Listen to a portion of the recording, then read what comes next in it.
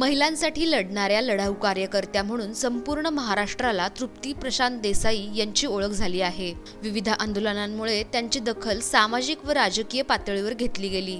त्यांचा जन्म कर्नाटक महाराष्ट्र सीमेवरील निपाणी तालुक्यात झाला। त्यांनी SNDT महाविद्यालयातून होम सायन्स मध्ये उच्च शिक्षण पूर्ण केले।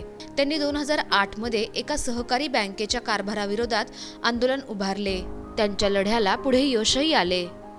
मात्र या लढवय्या व्यक्तिमत्वाची ओळख महाराष्ट्राला झाली आणि महिलांवरील अन्याय व गैरप्रकारांविरोधात आंदोलने हा त्यांच्या जीवनाचा जणू एक भागच बनला। या आंदोलनांनी त्यांना सामाजिक कार्यात अग्रेसर होण्याची प्रेरणा दिली आणि दुसऱ्या बाजूला समाजानेही त्यांना पाठिंबा दिला। त्यांनी भूमाता ब्रिगेडचे काम सुरू केले। अण्णा हजारेंसोबत भ्रष्टाचार विरोधात आंदोलनात सहभागी झाल्या। त्यांनी काँग्रेसच्या तिकिटावरून स्थानिक स्वराज्य संस्थेची बालाजीनगर वॉर्डची निवडणूकही लढवली। शनी शिंगणापूर येथील मंदिराच्या चौथऱ्यावर स्त्रियांनाही पूजा करण्याचा अधिकार मिळावा म्हणून त्यांनी आंदोलन केले। देशातील महिलांवर अत्याचार वाढत आहेत, त्या विरोधात अनेक आवाजही उठवले जात आहेत।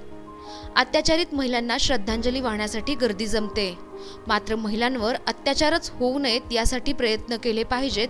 या दृष्टीने पहिले पाऊल म्हणून त्यांनी अभियान सुरू केले आहे। तृप्ती देसाई यांच्या सामाजिक जीवनातील प्रवास महिलांसाठीच्या संघर्षाचा आहे।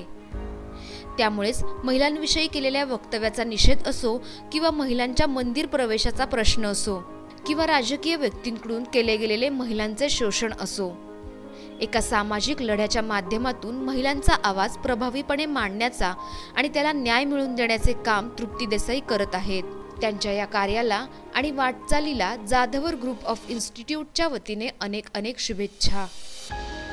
21वीं सदी में है और फैशन जो है वो महिलाएं करती है, पुरुष करते हैं, लेकिन ये कपड़ों से किसी के काम को नापा नहीं जा सकता, कपड़ों से किसी के भक्ति को नापा नहीं जा सकता। और हमें कौन से कपड़े पहनने हैं वो हमारा व्यक्तिगत प्रश्न है और व्यक्ति स्वातंत्र्य का अधिकार संविधान ने दिया।